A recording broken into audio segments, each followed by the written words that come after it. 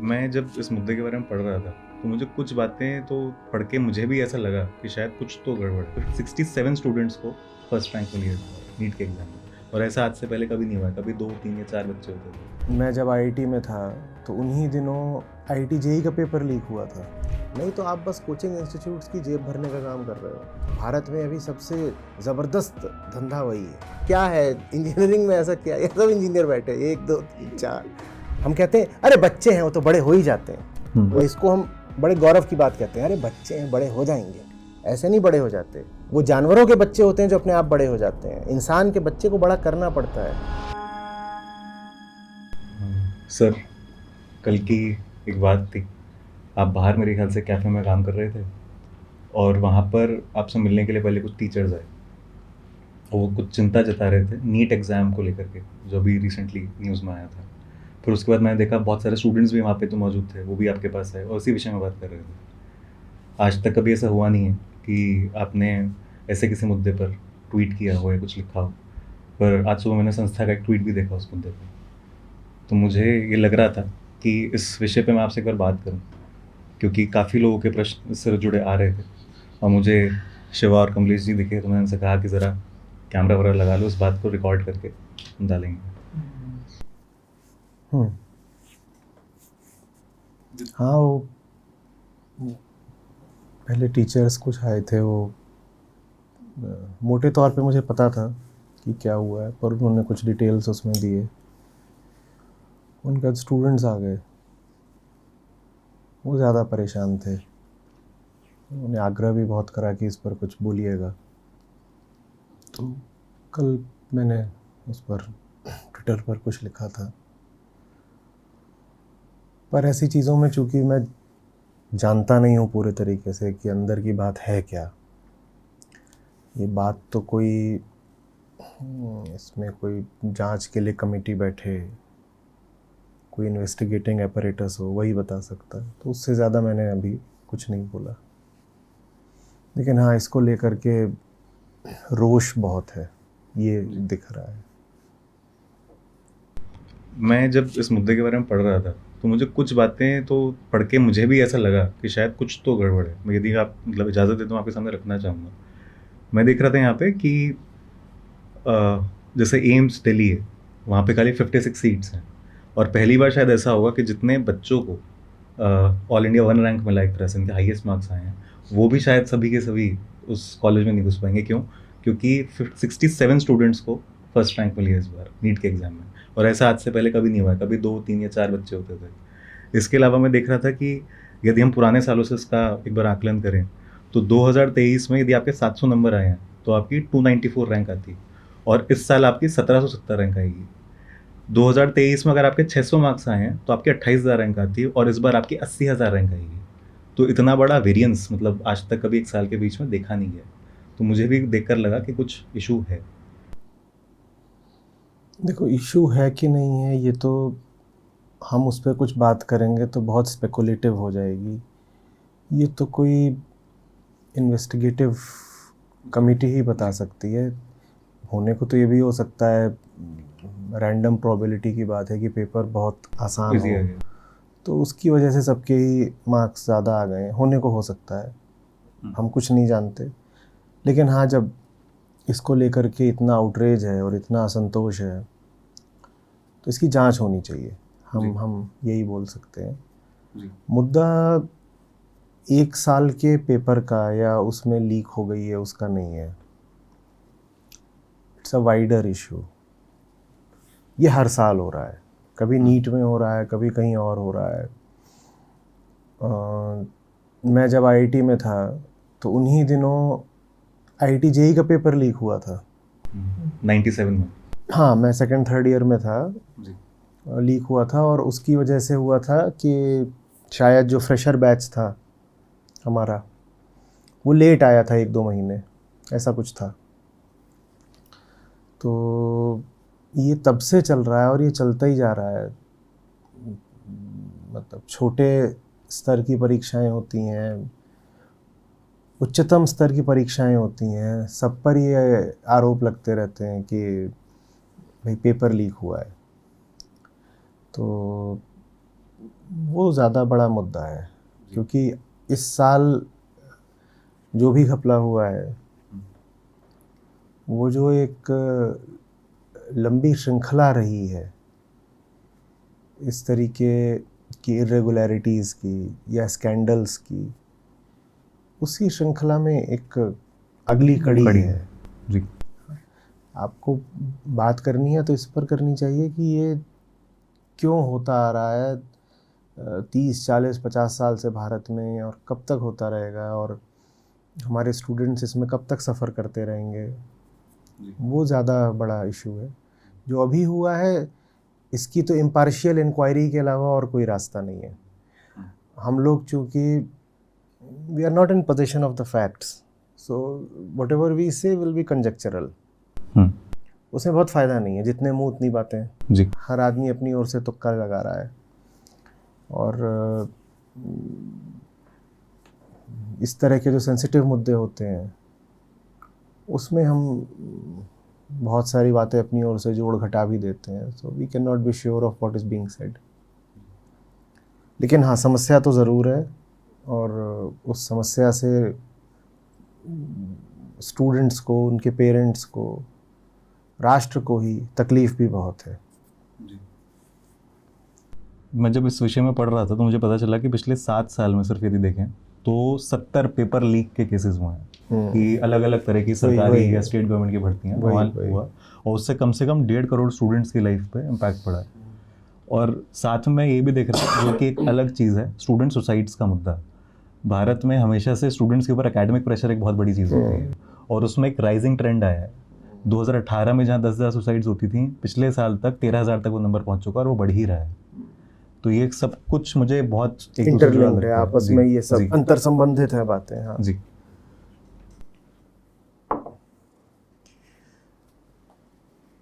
देखो, हो क्या रहा है कि आप एक स्टूडेंट हो, एकदम छोटे बच्चे तो हो नहीं, और आपके पास अपनी कोई डायरेक्शन है नहीं, क्योंकि हमारी जो पूरी अपब्रिंगिंग है, परवरिश और शिक्षा, वो हमको खुद समझकर निर्णय लेने के लिए तैयार बिल्कुल भी नहीं करती है। मैं अभी भी बहुत सारों स्टूडेंट्स को जानता हूँ, यही जो ठीक 12वीं करके बैठे हुए हैं, और मैं देखता हूँ कि वो कितने ज़्यादा दिशाहीन हैं, उन्हें कुछ नहीं पता। और जब आपको अपनी दिशा नहीं पता होती ना, तो आप चुपचाप बस उस दिशा चल देते हो जिस दिशा सभी लोग जा रहे होते हैं। तो फिर ये होता है कि मुट्ठी भर सीटों के लिए लाखों एप्लीकेशंस आती हैं। नहीं, तो ये होना नहीं चाहिए। हम इसमें बिल्कुल कह सकते हैं कि साहब कैपेसिटी की भी शॉर्टेज है, ठीक है, कि मुट्ठी भर सीटें ही क्यों है, बढ़ा दीजिए। पर तुम कितना भी बढ़ा दोगे, कितना भी बढ़ा दोगे, उससे कुछ होने वाला नहीं है। जिनको हम दुनिया के सबसे अग्रणी इंस्टीट्यूशंस बोलते हैं, अमेरिकन यूनिवर्सिटीज़ ज़्यादातर, उनमें जो सबसे प्लम कोर्सेज होते हैं, मोस्ट कोवेटेड कोर्सेज, उनके लिए भी जो सीट्स इस टू एप्लीकेशंस का रेशियो रहता है वो 1:8 रहता है, 1:10 भी नहीं पहुंचता कभी। पहले तो सीटें ही बहुत रहती हैं वहाँ पे। आप हार्वर्ड, वार्टन और जो सब जो बड़ी यूनिवर्सिटीज़ हैं, सब टाउनशिप्स हैं, उनमें बहुत सीटें हैं, तो हज़ारों में सीट्स होती हैं उनके यहाँ पे, क्योंकि एक तो उनके यहाँ पर जो डिपार्टमेंट्स हैं, फैकल्टीज़ हैं, वही अनगिनत होते हैं, और फिर उनमें सीटें भी बहुत होती हैं।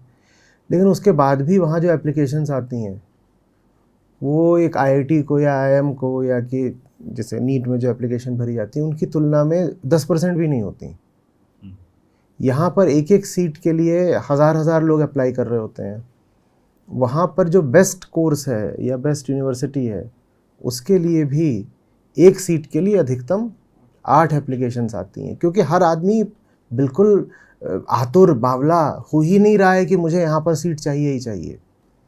लोगों के पास अपनी दिशाएं हैं, लोगों ने अपने दिमाग से सोचा है कि हमें क्या करना है, कहाँ जाना है।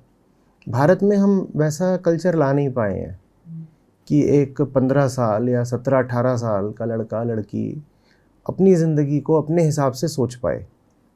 तो सब लोग फिर वही 2-4 बंधी हुई दिशाएं हैं, उन्हीं में चल रहे हैं। जब 95 में मैंने IIT JEE दिया था,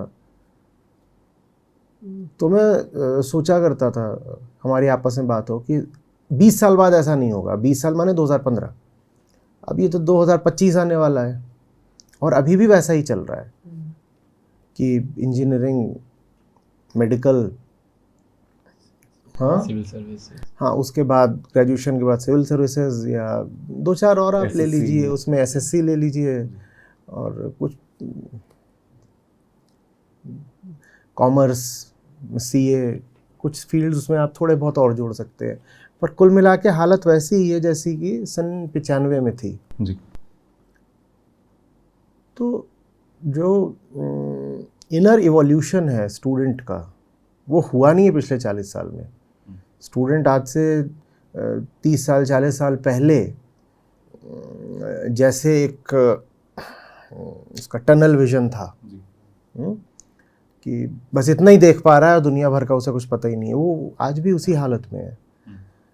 तो फिर इसलिए इन कॉम्पिटिटिव एग्ज़ाम्स के पीछे इतनी मारामारी रहती है, इसलिए जो कोचिंग इंस्टीट्यूशंस हैं वो इतना ज़्यादा फलते फूलते हैं और इसीलिए इनमें फिर पेपर भी लीक होता है। ये सब मिली जुली समस्याएं हैं और इसीलिए फिर जो स्टूडेंट्स होते हैं उन पर इतना तनाव, दबाव रहता है कि छात्रों की आत्महत्याओं के इतने मामले आते हैं। विशेषकर आप कोटा को देखिए, वहाँ तो कोई महीना नहीं जाता कि किसी दुखद खबर का हमें न पता चले। तो भी दुनिया इतनी आगे निकल गई, बल्कि और लिमिटेड हो गई हैं चीज़ें। आपको मालूम है IIT में, जो पुरानी IITs भी हैं, दिल्ली, बॉम्बे, खड़गपुर, ये लोग भी, इनमें भी जो करीब 10 से 20% स्टूडेंट्स हैं, अगर रिपोर्ट सही है तो उनकी प्लेसमेंट नहीं हो रही। तो पहले तो ये था कि IIT में एडमिशन हो जाए, इतना पर्याप्त होता था, सीट भी बहुत ज़्यादा नहीं होती थी। मेरे समय में मुश्किल से 2000 सीटें रही होंगी। अब इतना काफ़ी नहीं है कि IIT में हो जाए, अब IIT के साथ साथ डिपार्टमेंट भी CS होना चाहिए या फिर कि CS रिलेटेड होना चाहिए, जिसका कुछ ना कुछ संबंध कंप्यूटर साइंस से हो। जो बाकी डिपार्टमेंट्स हैं उनमें जॉब नहीं लग रही। तो ये तो छोड़ो कि there has been a widening of choice, there actually has been a shrinking of choice, a further narrowing down of choice. तो अब जब चॉइस कम होगी, सबको CS डिपार्टमेंट में ही घुसना है, तो उसके लिए मारामारी तो मचेगी ना। और ऐसा नहीं है कि जो आज की दुनिया है और आज की जो इकोनॉमी है उसमें ज़रूरी है कि आप कुछ 2-4 रास्तों पर ही चलें तो ही आपका एक अच्छा और फुलफिलिंग करियर हो सकता है। वो बहुत तरीके से हो सकता है, लेकिन उतनी हिम्मत, उतनी आज़ादी और उतनी अवेयरनेस हमारे यूथ में है नहीं। और यूथ को मैं बहुत दोष नहीं दे सकता, क्योंकि उसका परिवार, उसका परिवेश और उसकी जो पूरी शिक्षा है, जो एकेडमिक एनवायरनमेंट है, उसको इतनी अवेयरनेस दे ही नहीं रहा है कि भाई ज़रूरी नहीं है कि आप यही करो तो ही आप, जैसे 50 साल पहले होता था, हाँ doctor engineer, doctor engineer, doctor engineer, आज भी वही चल रहा है, डॉक्टर इंजीनियर, डॉक्टर इंजीनियर। कब तक चलेगा ये? और कितने हॉस्पिटल बनवाए जाएं कि इंजीनियरिंग कॉलेज तो फिर भी ठीक है, मेडिकल की सीट के लिए तो पूरा पूरा हॉस्पिटल बनाना पड़ता है। कितने बने? फिर प्राइवेट में बनते हैं, और प्राइवेट वालों का स्तर क्या है, उनकी दुर्दशा क्या है, वो हम जानते ही हैं। प्राइवेट के टॉप 5% को छोड़ दीजिए, तो हम लोगों का तो फर्स्ट हैंड एक्सपीरियंस है कि प्राइवेट कॉलेजेस की क्या दुर्दशा है।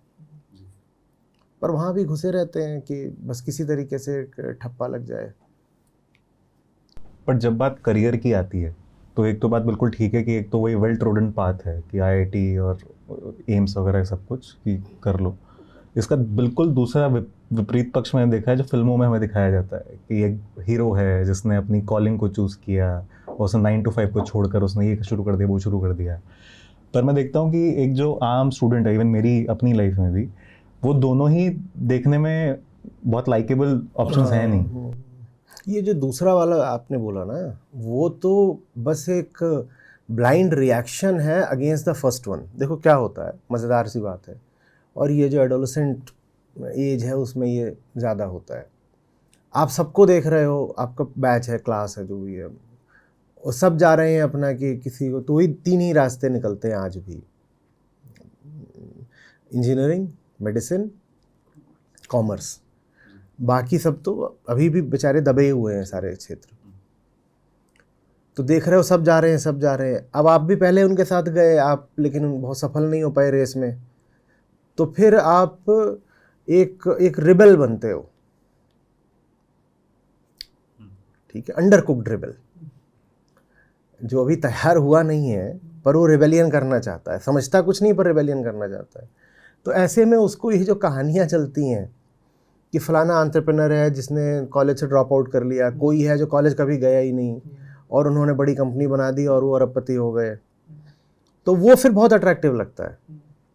लेकिन आप इधर को दौड़ रहे थे कि मुझे आईटी कोचिंग करनी है या यूपीएससी कोचिंग करनी है, जो भी करनी है, तो भी आप इसलिए भाग रहे थे क्योंकि आप खुद कुछ नहीं समझते थे भीड़ के पीछे, और आप उससे बिल्कुल ऑपोजिट डायरेक्शन में जा रहे हो। वहाँ भी आप इसीलिए जा रहे हो क्योंकि आप खुद कुछ नहीं समझते। आपने 2-4 हीरोज़ की कहानियाँ सुन ली, और जवानी में रिबेलियन की कहानी सबको अच्छी लगती है, तो आपने कहा मैं भी रिबेलियन कर दूंगा, और आप उधर को निकल लिए कि मैं पढ़ूंगा लिखूंगा नहीं, मैं तो ऐसे ही डॉलर बिलियनियर बन जाऊंगा। ऐसे नहीं बन जाते। एजुकेशन तो बहुत ज़रूरी है, एजुकेशन बहुत बहुत ज़रूरी है, लेकिन एजुकेशन का मतलब सिर्फ मेडिसिन और इंजीनियरिंग ही थोड़ी होता है। हमने एजुकेशन का मतलब ही बना लिया है रोटी पानी, और रोटी पानी भी कहाँ मिल जाता है इंजीनियर्स को। आप अगर एजुकेशन से ये भी मतलब समझो कि एजुकेशन माने पेट चलाने का ज़रिया, तो ये बताओ कि कितने इंजीनियर्स की जॉब लग जाती है। हम अभी कह रहे थे आईटी में भी जो नीचे वाले 10-20% हैं वो रह जाते हैं, और नीचे माने ये नहीं कि उनमें कोई दुर्गुण है, कोई समस्या है, कुछ है, हो सकता है उनका सीजीपीए भी अच्छा हो, सब हो, ठीक हो, पर डिपार्टमेंट ऐसा है कि वो आईटी के ठप्पे के बाद भी उनको उस डिपार्टमेंट की इंडिया में कोई डिमांड ही नहीं है। नेवल आर्किटेक्चर हो गया, एरोस्पेस हो गया, ये अपने आप में बहुत शानदार डिपार्टमेंट्स हैं, पर इंडिया में चूँकि ये अभी चीज़ें डेवलप नहीं है तो बहुत कुछ उनका नहीं हो पाता है। रोटी पानी भी बेहतर तब हो पाएगा जब आप किसी ऐसे क्षेत्र में घुसो जहां आप सचमुच एक्सेल करना चाहते हो। किसी भी फील्ड में जो लोग एक्सेल कर रहे हैं उनके लिए स्कोप की कोई कमी नहीं है, और चाहे आप आईटी ही क्यों नहीं चले गए तो भी हो सकता है कि वहां से आप अनएम्प्लॉयड निकलो, बिल्कुल हो सकता है। आईएम में भी होता है। ये सब चीज़ें आपको अखबारों में पढ़ने को नहीं मिलेंगी, उन्हें भी अपना पीआर मैनेजमेंट करना होता है, बट आईएम्स में भी ऐसा होता है कि वो कई स्टूडेंट्स होते हैं जो बाद में उनकी लग जाती है, पर वो कैंपस से ऑफ़र लेके नहीं निकल पाते। तो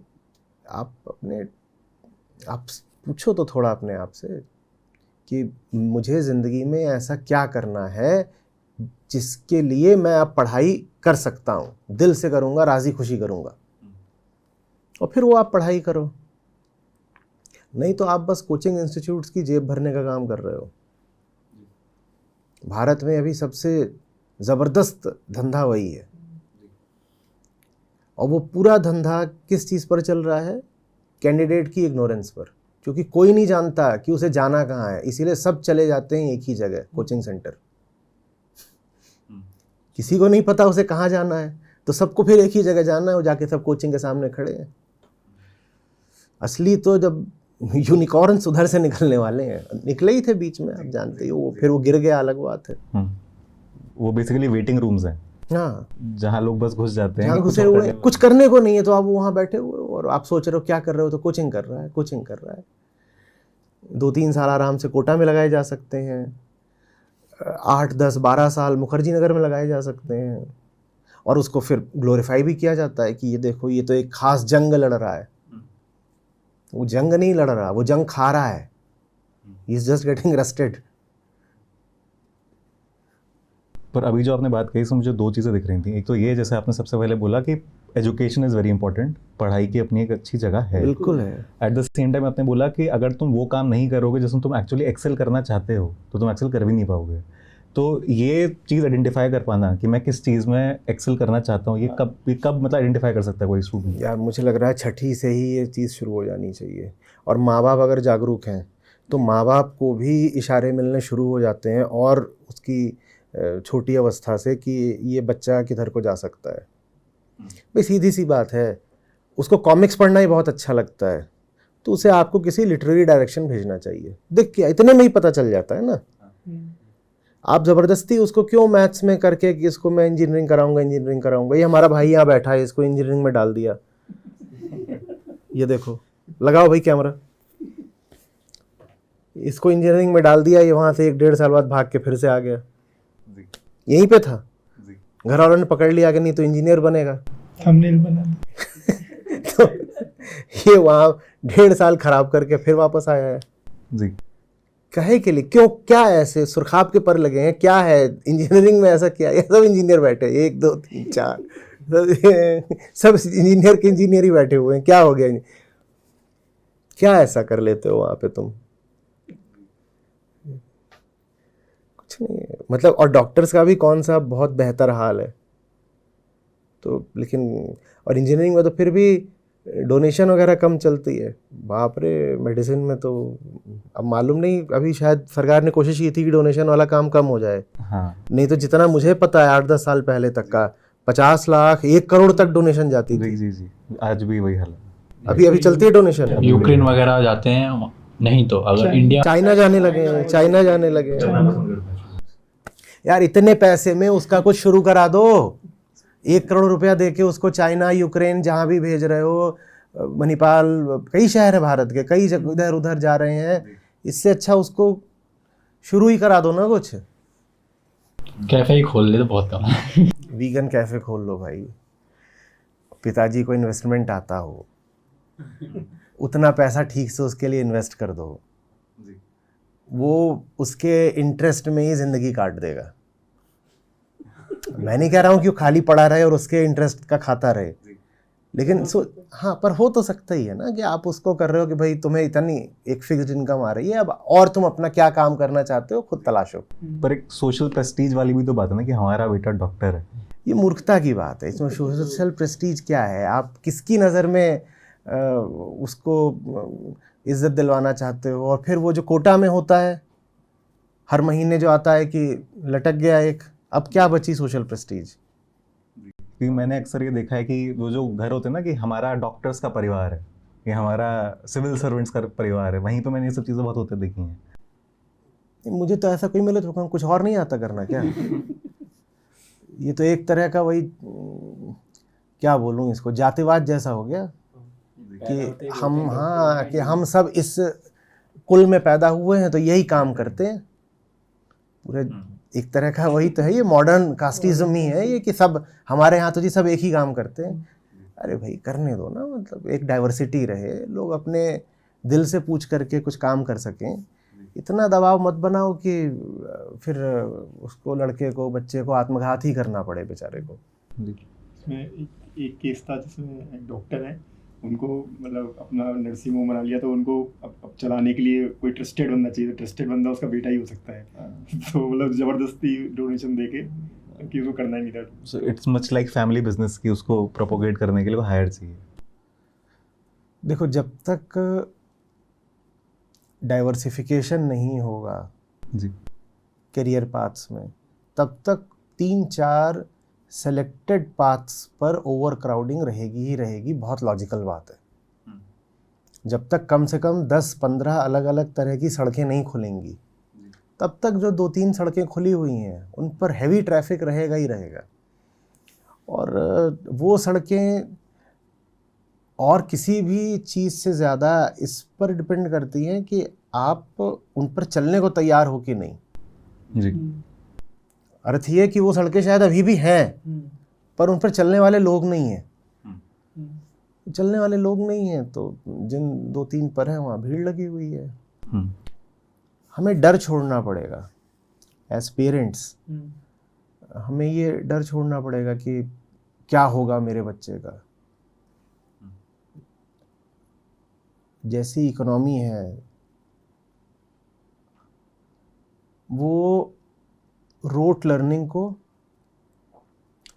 और रिपीटेबल ऑपरेशंस को इंसेंटिवाइज नहीं करती है। मैनुअल लेबर की ज़रूरत या उसका जो वज़न था, इम्पोर्टेंस, वो जैसे मशीन ने हटा दिया था, वैसे ही जो मेंटली रिपीटेड ऑपरेशंस होते हैं उनको एआई ने हटा दिया है।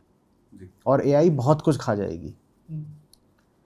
ये बात बहुत बहुत इम्पॉर्टेंट है। जो कुछ भी ऐसा है जो किसी लॉजिक से चल रहा है, लॉजिक से माने जो लेफ्ट ब्रेन से चल रहा है, उसको तो कोड किया जा सकता है ना। अगर लॉजिक है तो लॉजिक के पैरेलल एक कोड बन जाएगा। अगर पैटर्न है, मान लो लॉजिक नहीं है, बस एक पैटर्न है, तो पैटर्न को एआई पकड़ लेगा। अगर लॉजिक है तो लॉजिक को कौन पकड़ लेगा? डेवलपर पकड़ लेगा। और अगर पैटर्न है तो पैटर्न को एआई पकड़ लेगा। तो ये जो भी लोग ऐसे काम कर रहे थे वो पाएंगे रिडंडेंट हो रहे हैं। रिडंडेंट माने अनावश्यक, उनकी अब ज़रूरत नहीं है। तुम जाओ, तुम जो काम कर रहे हो तुमसे अच्छा एक मशीन कर देगी। भाई जैसे पहले कहीं कोई रिक्शा चलाता हो, रिक्शा, साइकिल रिक्शा, और वहाँ पर ई रिक्शा आ जाए तो साइकिल रिक्शा वालों को क्या होता है? कुछ नहीं, क्योंकि आप जो कर रहे थे आपसे बेहतर एक बार पावर लूम आ गया, फिर हैंडलूम का क्या हुआ? आप जो भी कर रहे थे, हाथ से लूम चला रहे थे, वो लूम पावर से। वैसे ही अगर आप ऐसा काम कर रहे हो जिसमें आपका दिल नहीं है, सिर्फ क्या है कि आपने कुछ रट लिया है और आप उसको रिपीट करके सोच रहे हो कि साहब मैं कर दूंगा, तो वो चीज़ तो गई। Even in the field of medicine, अगर आप कोई ऐसा ऑपरेशन कर रहे हो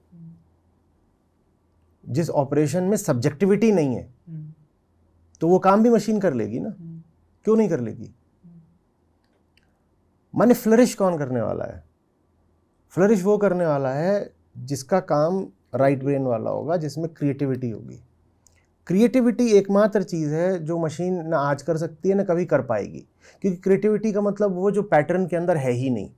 जो पैटर्न के अंदर नहीं है वो मशीन कभी नहीं पकड़ सकती। जो बात लॉजिक की नहीं है वो मशीन कभी नहीं पकड़ सकती। आप आज एआई को बोलते हो पोएम लिख दो, लिख तो देता है, पर वो जो लिख रहा है और इलियट ने जो लिखा है उसमें अंतर है।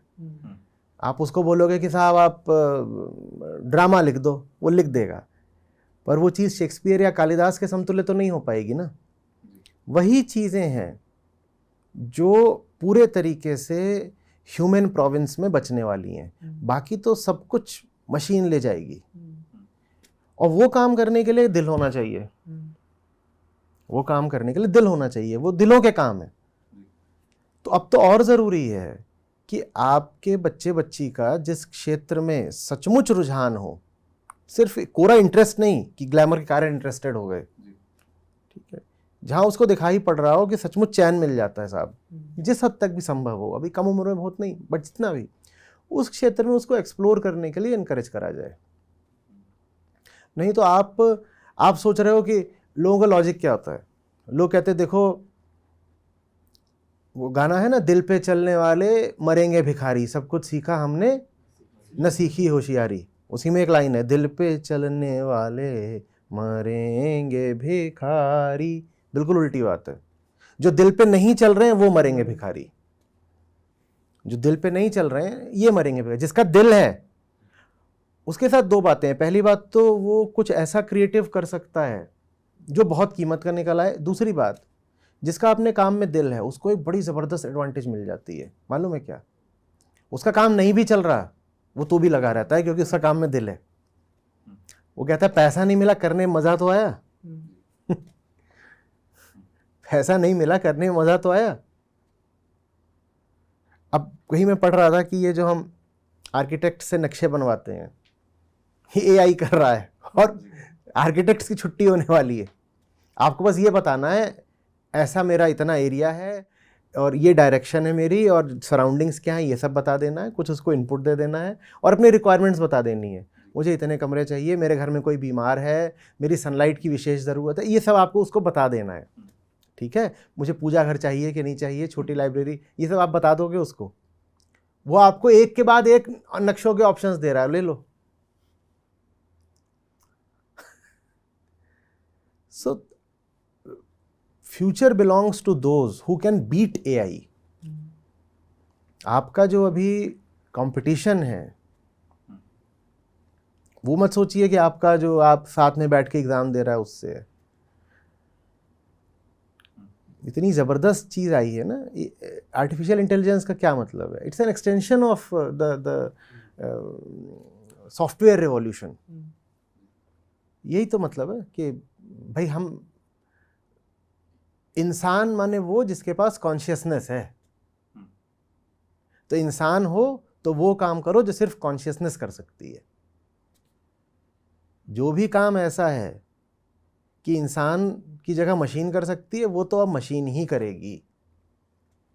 आपको अब कपड़ा धोने के लिए धोबी की ज़रूरत होती है क्या? ये वॉशिंग मशीन आ तो गई। अब आप कहो कि मुझे साहब धोबी बनना है फ्यूचर में, तो आपका कोई कैरियर नहीं है, वॉशिंग मशीन आपको जीने नहीं देगी। जब इलेक्ट्रिसिटी आई थी ना,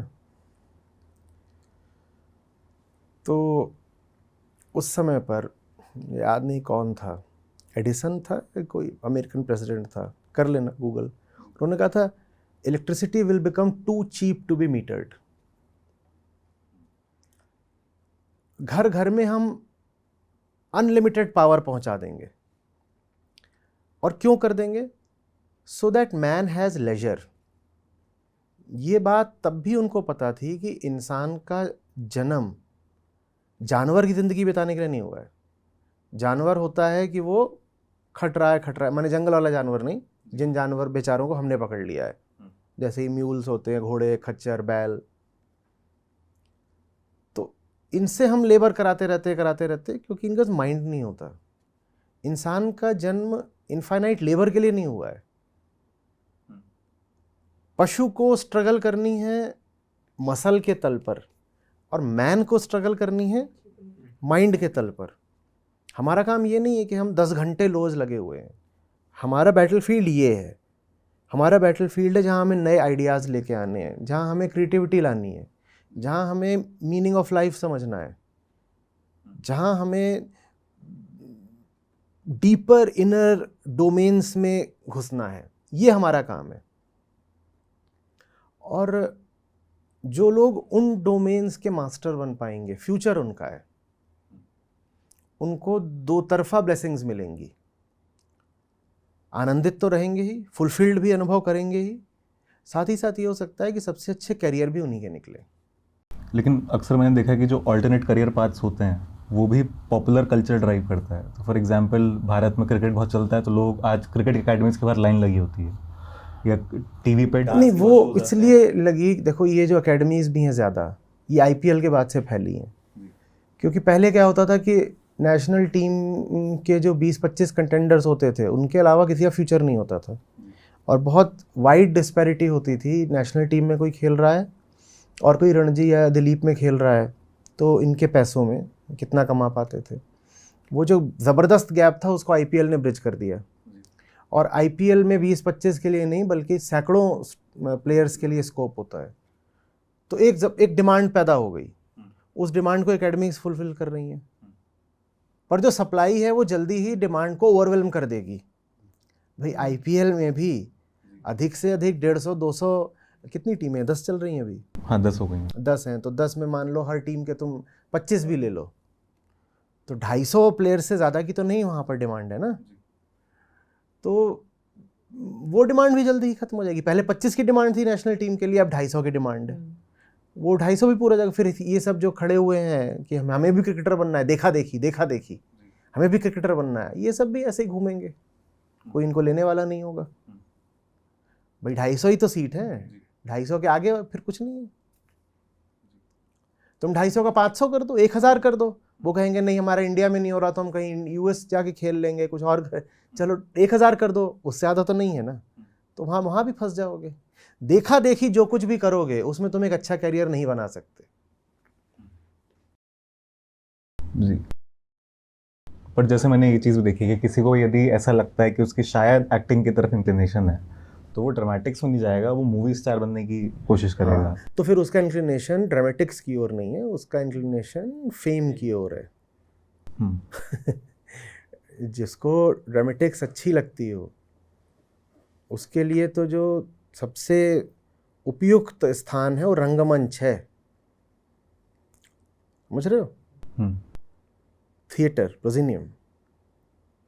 पर अगर वो कह रहा है नहीं मुझे तो बड़ा पर्दा ही चाहिए, तो इसका मतलब उसे एक्टिंग से ज़्यादा फेम और पैसा पसंद है। और ये ज़िंदगी का बड़ा एक विचित्र रूल है। तुम दिल की राह चलोगे तो दिल तो खुश रहेगा ही, हो सकता है रुपया पैसा भी मिल जाए, और रुपया पैसा नहीं भी मिलता तो भी दिल तो खुश है। लेकिन जो लोग दिल की राह नहीं चलेंगे, ज़्यादा संभावना ये है कि उनका दिल भी टूटेगा और उन्हें रुपया पैसा भी नहीं मिलेगा, वो दोनों तरफ से मार खाएंगे। और देखो फील्ड कोई बना बनाया आपको मिल जाए, पका पकाया, कोई ज़रूरी थोड़ी है। नहीं है फील्ड तो बनाओ ना। कौन कह रहा है कि एक प्री एग्जिस्टिंग इंडस्ट्री होनी चाहिए और आप उसी में अपनी एंटरप्रेन्योरशिप या अपनी कंसर्न शुरू करोगे? Nothing needs to pre exist. आप जो करना चाहते हो उसी कोई इंडस्ट्री नहीं है तो आप इंडस्ट्री ही शुरू कर दो ना। जी। लेकिन मैंने एक चीज़ ये भी देखी है, जैसे हमने शुरुआत करी थी पूरे डिस्कशन की उन स्टूडेंट्स से जो एग्ज़ाम्स की तैयारी करते हैं, वो एग्ज़ाम्स देते हैं, उसमें जो 90% स्टूडेंट्स होते हैं वो ऐसे होते हैं जो वैसे ही दिशाहीन होते हैं, उनको नहीं समझ में आ रहा था क्या करें, इसलिए एग्ज़ाम दे रहे होते हैं। अब ये सब चीज़ें जब होती हैं, पेपर लीक हो रहा है, ये हो रहा है, या एग्ज़ाम में नहीं निकल रहा है, तो उनको तो वैसे ही एक हेल्पलेसनेस वाली फीलिंग आती है कि मतलब लाइफ में जाना किस डायरेक्शन में है। और वो यदि ऐसी कोई बात सुनते हैं कि आप किसी ऐसी जगह भी जा सकते हो जो प्री एग्जिस्ट नहीं करती, तो वो बिल्कुल ही मतलब होपलेस हो जाते हैं वहाँ पर।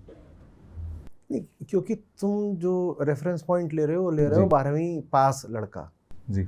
मैं कह रहा हूँ जब वो 6ठी में है तभी से उसको ये फ्रीडम और सपोर्ट मिलना चाहिए जी। कि वो खुद देख सके कि उसके लिए दुनिया में क्या करने लायक है।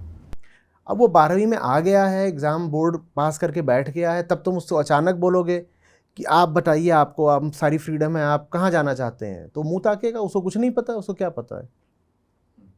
रडरलेस है, हम जानते तो कुछ भी नहीं, ऐसे ही अपना घूम रहे इधर उधर, बिल्कुल एकदम। प्रोबेबली वही कोचिंग इंडस्ट्री ने इस प्रॉब्लम को इसलिए एग्रेवेट कर दिया है कि बच्चा 6ठी में होता है, उसने भी होश भी नहीं संभाला है, पर वो आईआईटी की दौड़ में घुस गया है। बहुत बढ़िया, जैसे कि मैंडेटरी आईआईटी करके ही बिल्कुल बिल्कुल बिल्कुल बिल्कुल। वो 6ठी से सेल्फ एक्सप्लोरेशन कैसे करे जब 6ठी से ही कोचिंग वाले घुस आए हैं कि 6ठी का है, हमारे यहाँ भेज दो, हम इसको ये करा देंगे।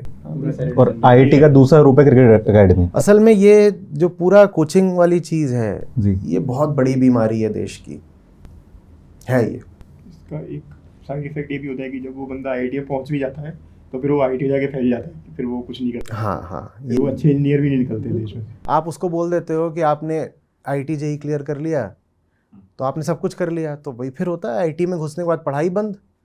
जब पढ़ाई बंद कर देगा तो अच्छे इंजीनियर कहाँ से निकलेंगे। यूपीएससी सब कुछ है, यूपीएससी सब कुछ है, फिल्में बन रही यूपीएससी पे, ये वो पूरा दौड़ धमाका, तो फिर एक बार वो घुस जाता है सरकारी सेवा में तो उसके बाद कितना काम करता है। इसके लिए आप जो गवर्नमेंट के प्रोडक्टिविटी मैट्रिक्स हैं वो देख लो। वो कहता है आप बन तो गए सरकारी अफसर, अब काम काहे को करना है, जितनी मेहनत करनी थी वो अंदर घुसने के लिए कर ली, अब काहे को मेहनत करें। हमारे यहाँ पे हम काम नहीं मांगते, हम पद मांगते हैं। सारी मेहनत हम पद पाने के लिए कर देते हैं, तो काम में कोई मेहनत क्यों करे फिर। काम से तो हमारा कोई दिली रिश्ता है ही नहीं। जो देश हमारे ही साथ आज़ाद हुए थे, पूरा जो दक्षिण पूर्व एशिया है, चीन भी लगभग उसी श्रेणी में आता है। एक तरह की आज़ादी उसे हमारे साथ ही मिली थी लगभग। वो देखिए कहाँ पहुँच गए, हम कहाँ रह गए। और जब ये आज़ाद हुए थे 1986 तक भी चीन की प्रति व्यक्ति आय हमसे कम हुआ करती थी। आज हम कहते हैं कि चाइना की इकोनॉमी हमसे 5 गुना 8 गुना है। 86 अभी, मतलब ये तो नहीं पैदा हुए होंगे, मैं तब था 8 साल का। 86 तक भी average Indian was more prosperous than the average Chinese. और वो सब कहाँ निकल गए? क्यों निकल गए? क्योंकि उन्होंने सबसे पहले हेल्थ केयर और एजुकेशन पर फोकस करा, और उनके यहाँ पर जो कल्चरल कंस्ट्रेंट्स हैं इतने ज़बरदस्त नहीं हैं जितने भारत में हैं। बहुत से लोग थे वहाँ जो कि अपनी छोटी छोटी, बहुत बड़ी अपनी इंडस्ट्रीज़ नहीं बना सकते, तो उन्होंने अपनी छोटी चीज़ें बनाई, वो एक्सपोर्ट लेड इकोनॉमीज़ हो गए, आगे बढ़ते गए। सरकार ने भी इस दिशा में किया। There is dignity in struggle, in labour. ये हम अपने बच्चों को सिखाते नहीं ना, हम उन्हें सिखाते हैं there is dignity in position. आप इस पे खुश हो जाइए कि आपके नाम के पीछे इंजीनियर या IAS या ये लिखा हुआ है। ये क्या छद्म रूप से जातिवादी नहीं है कि हाँ बिल्कुल वही है, एलीट हाँ बिल्कुल ऑफ द सोसाइटी? बिल्कुल इसका वर्ण व्यवस्था से बिल्कुल ताल्लुक है कि एक बार अपने नाम के साथ तुम कुछ लगवा लो, उसके बाद तुम्हें मेहनत कम करनी पड़ेगी या कुछ नहीं करना पड़ेगा। Doctor, PhD। और जो लोग मेहनत करते हैं, वो सब तो नीचे के हैं, शूद्र हैं। तो मेहनत को लेके हमारा आग्रह है नहीं बहुत, मेहनत को हम बहुत सम्मान दे नहीं पाते, क्योंकि वर्ण व्यवस्था में जो सब मेहनत करने वाले लोग हैं उनको तो एकदम नीचे डाल दिया गया है ना। एक दिन मैं कह तो रहा था कि जो अच्छे हम इतने बैट्समैन निकालते रहे हैं, वो भी तो वही बात है कि एक आएगा मेहनत करते हुए दौड़ता हुआ आ रहा है, और हम क्या करेंगे? हम बस उसको ऐसे टाइमिंग के साथ छू देंगे, हमें 4 रन मिल जाएगा। तो इंडिया ने बड़े अच्छे अच्छे बैट्समैन निकाले। और किसी की आर्टिकल था, उसमें उसने कास्ट का एनालिसिस करा था। उसमें यह था कि इंडिया के जितने अच्छे बैट्समैन निकले हैं वो ज़्यादातर उसमें से ब्राह्मण हैं।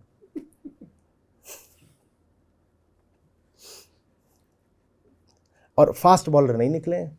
लोग कहते हैं फास्ट बॉलर इसलिए नहीं निकले क्योंकि इंडिया बहुत गर्म है। तो पाकिस्तान कम गर्म है? पाकिस्तान से कैसे निकल आए? वो उसको veg non veg. West Indies कम गर्म है। बेस्ट बॉलर्स आज तक के वेस्ट इंडीज से निकले हैं, पर कुतर्क करने में सबसे आगे। कहेंगे इंडिया से तो इसलिए निकले क्योंकि ये तो गर्म देश है, यहाँ कैसे हम फास्ट बॉलिंग कर लेंगे। तो पाकिस्तानी कैसे कर लेते हैं और वेस्ट इंडियंस कैसे कर लेते हैं? हर चीज़ में हमारी जो पुरानी संस्कृति है वो घुसी हुई है ना। मेहनत करने में क्या रखा है? फास्ट बॉलिंग में इतनी दौड़ कौन लगाएगा? अच्छे स्पिनर्स निकल आते हैं। चीज़ों को स्पिन देने में हम हमेशा से माहिर रहे हैं। चीज़ों को स्पिन देना, चाहे वो शास्त्रों को स्पिन देना हो, चाहे किसी भी चीज़ को स्पिन तो हम दे ही देते हैं ना। मेहनत पे जब तक हम जोर नहीं देंगे, और मेहनत तब तक नहीं हो सकती जब तक आपने दिल का काम ना पकड़ा हो। जब दिल का काम पकड़ा हो ना, तो कितनी भी मेहनत हो जाती है पता भी नहीं लगता। और जब दिली काम नहीं पकड़ा हो तो थोड़ी भी मेहनत ऐसा लगता है कि जैसे अरे ये बोझ आ गया सर पे, क्यों मेहनत कराई, हमें काम करना, पासिंग द बक। खासकर जो आप सरकारी विभागों में देखते हो, इसलिए क्योंकि किसी अभी काम में दिल नहीं है। सबको बस नौकरी चाहिए थी, वो मिल गई है, हो गया, बात खत्म। अब काम करने के लिए थोड़ी आए हैं। फैंटेसी ये थोड़ी थी कि मैं काम करूंगा, फैंटेसी ये थी कि पद मिल जाएगा, वो मिल गया, अब क्या है, वो काम करना है। इसकी जो रूट्स हैं उसको एड्रेस करना ज़रूरी है। इसकी रूट कल्चर में है, वो कल्चर साफ करना पड़ेगा। जब तक जैसी हमारी लोक संस्कृति और परंपरा चलती रही है वो रहेगी, भारत तरक्की नहीं कर सकता। और वही जो हमारी पुरानी परंपरा चली आ रही है, उसी का खामियाजा नए बच्चों को भी भुगतना पड़ रहा है। पुरानी परंपरा, नए बच्चे, लेकिन कीमत ये चुका रहे हैं। बार बार मेरे फिर कौंध जाता है वही जो कोटा जैसी जगहों पे जो सुसाइड्स हम देखते हैं।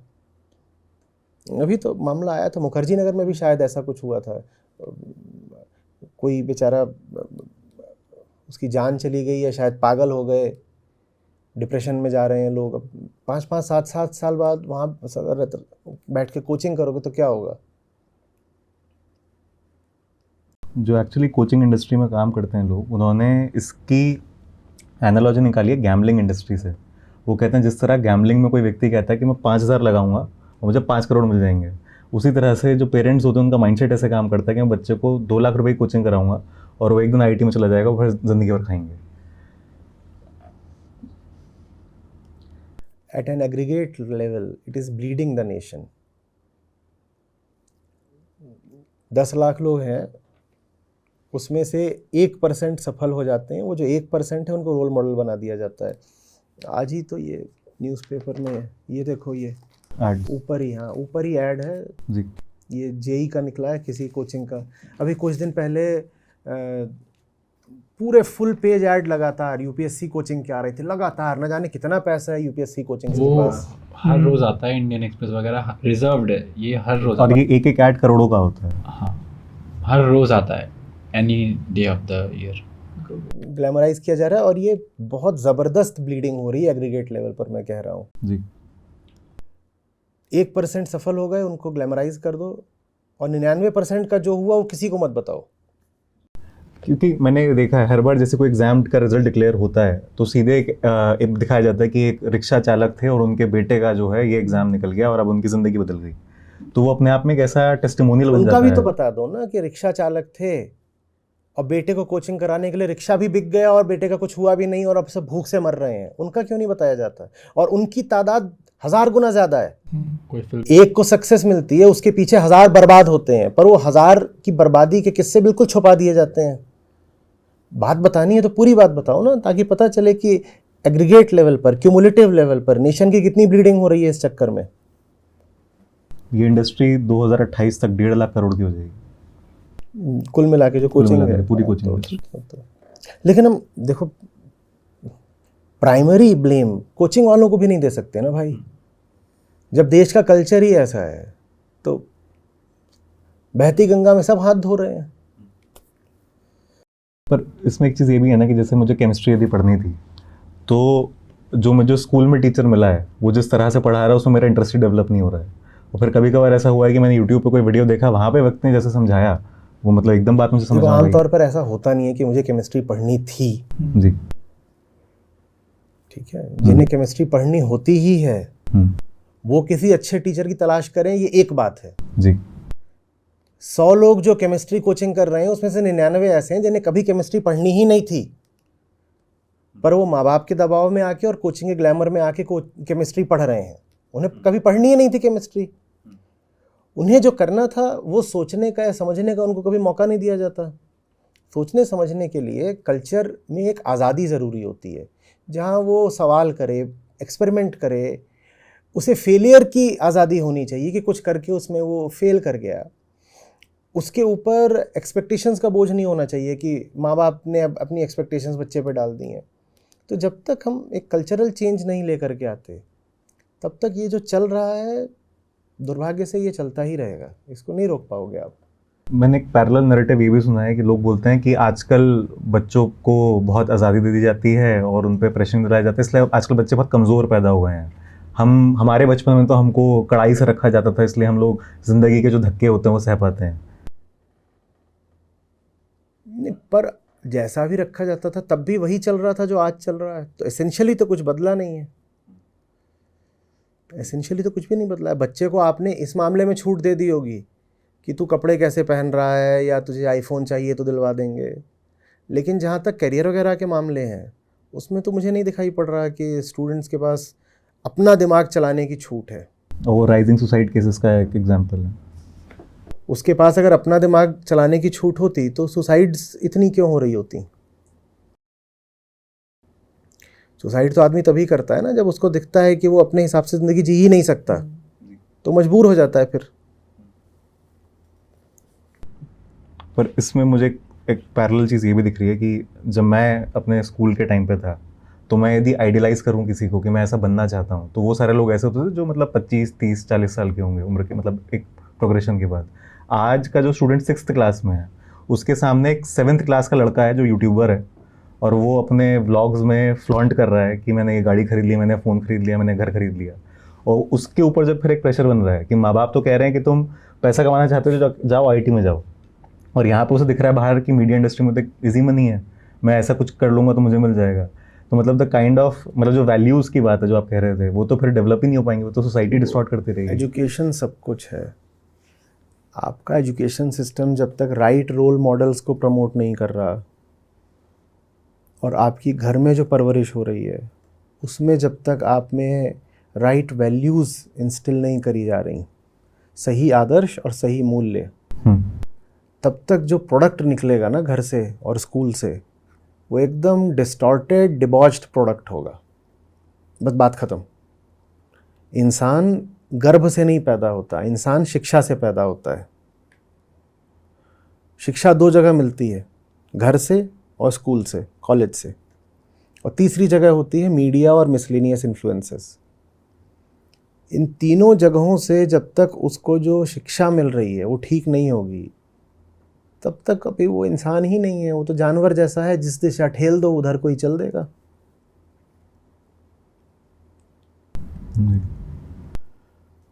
और सही एजुकेशन को तो विजडम सेंट्रिक ही होना पड़ेगा।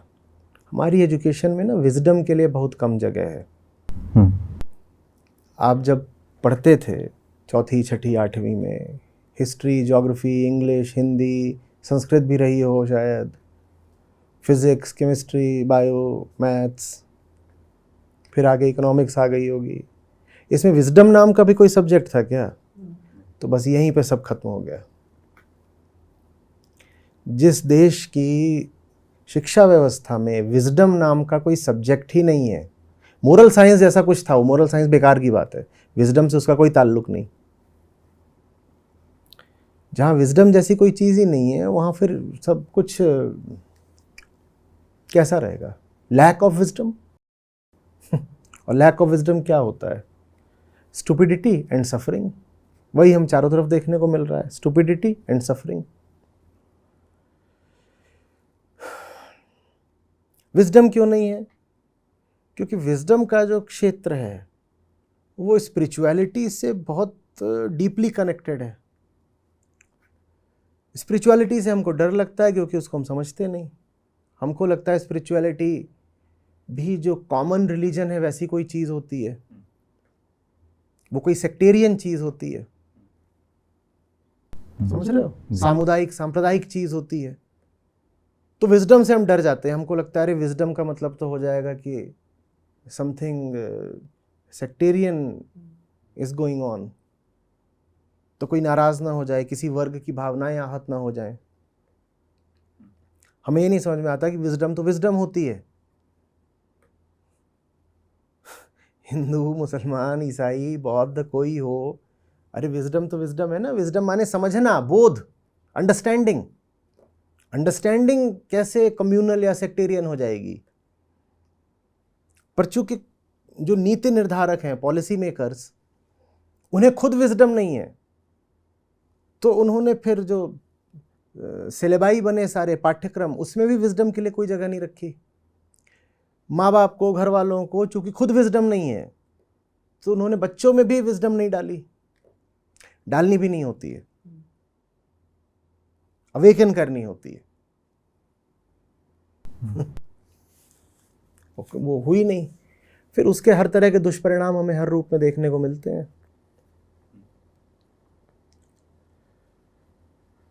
इसीलिए जैसे अभी ये जो नीट वाला हुआ था, मैं इन मुद्दों पर थोड़ा टिप्पणी करने से बचता हूँ, क्योंकि जो लोग चाहते हैं कि मैं टिप्पणी करूँ, वो चाहते हैं कि मैं बहुत एक लोकल और लिमिटेड कॉन्टेक्स्ट में टिप्पणी कर दूँ कि इस दिन इस जगह ये घटना घटी है, इस पर कुछ बोलिए।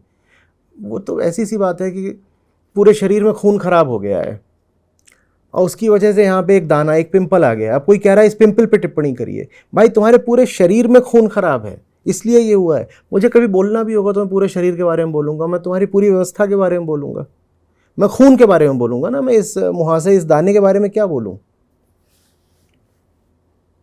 तो लेकिन जब मैं पूरे शरीर के बारे में, पूरी व्यवस्था के बारे में बोलना शुरू करता हूँ तो लोगों को अच्छा नहीं लगता।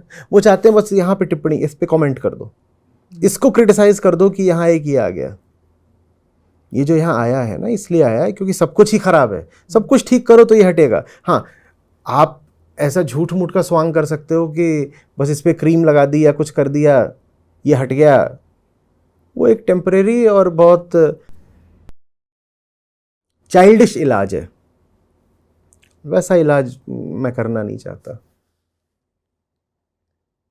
तो ये जो पूरी प्रॉब्लम है इसकी मतलब रूट्स हमारे घर के माहौल में भी हैं, हमारी शिक्षा व्यवस्था में भी हैं, और इन जनरल सोसाइटी का जो पूरा। यार आप बच्चे थे, यहाँ सब बैठे हम लोग, उनमें सबसे कम उम्र तुम्हारी है।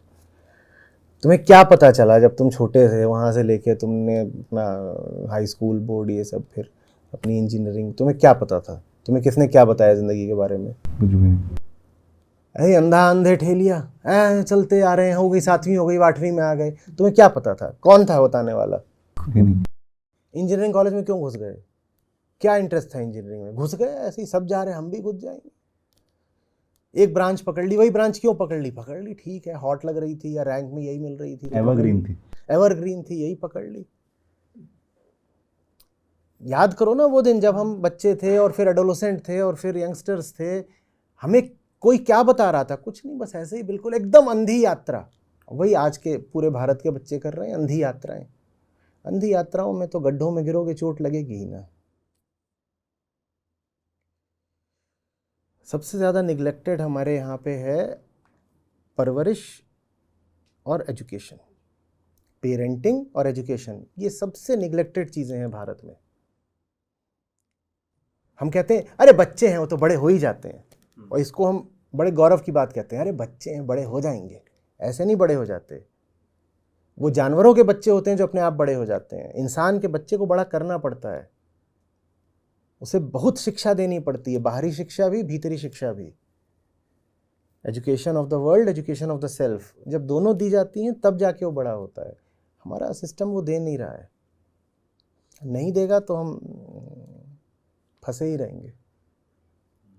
तो जिस तरह से पेरेंट्स आजकल बच्चों को को करिकुलर एक्टिविटीज़ की बात करते हैं, उसी तरह से को करिकुलर विजडम भी उनको यही कर लें कि चलो 100 तरह की को करिकुलर एक्टिविटी कराते हो, उनको जूडो सीखने भेजते हैं, उनको टेनिस क्लास में भेजते हैं, उनको कोडिंग में भेजते हैं, इंग्लिश स्पीकिंग, पर्सनालिटी डेवलपमेंट, हर तरह की क्लासेस में सब बच्चे भाग रहे होते हैं। शाम को जाओ, अभी ये टाइम में जाओ किसी टेनिस कोर्ट पे, वहाँ इतने इतने खड़े होते हैं, अपने से बड़ा रैकेट लेकर, अपने से ज़्यादा बड़ा रैकेट लेकर के, उनको दौड़ाया जा रहा है। वो दौड़ भी क्या रहे हैं, वो ऐसे ही अपना कुछ कर रहे हैं। कईयों की तो ऐसी इतनी छोटी हथेली है उसमें गेंद भी नहीं आ रही, वो कह रहे हैं गेंद लेके आओ, वो गेंद ही पकड़ कर गिर जा रही है। अच्छी बात है, मैं बढ़िया है, ये अच्छा है, कुछ तो कर रहे हैं बच्चे। पर जैसे ये सब करते हो वैसे ही उनको इवनिंग विजडम क्लासेस में ही भेजना शुरू करो।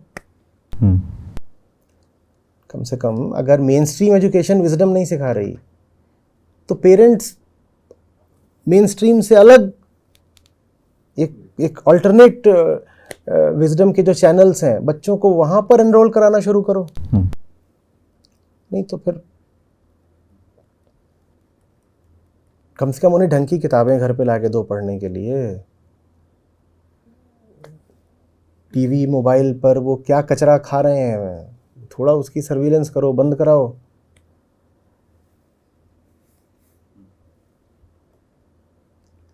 विजडम के नाम पे भी जितने भी ऑप्शंस है उसमें 99% ऐसा ही है कि मतलब उसमें गलती जगह फंस जाते हैं, मोरल साइंस वाले में फंस जाते हैं।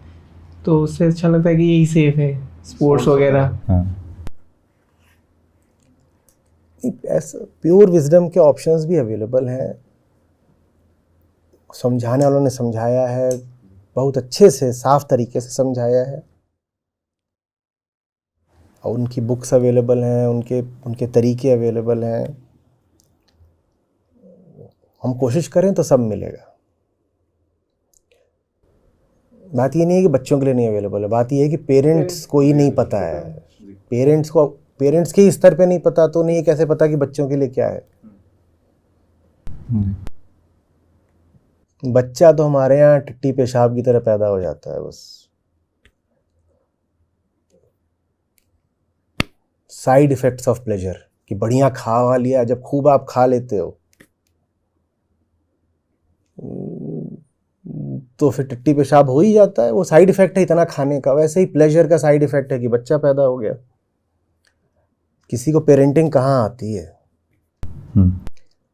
लगता है पैदा हो गया बड़ा हो जाएगा, क्या गाय का बछड़ा है क्या बड़ा हो जाएगा।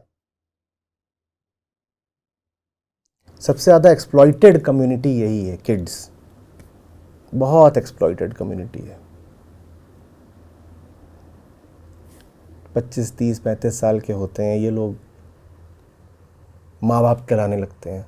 आता जाता कुछ नहीं, न जीवन की कोई समझ न दुनिया की। और एक छोटा सा आ गया है दुर्बल, निर्भर, डिपेंडेंट। उसके साथ ही किसी भी तरीके के खेल खेलते रहते हैं, उसको एक्सप्लॉइट करेंगे, भगवान बन के उसको न जाने क्या पट्टी पढ़ा देंगे।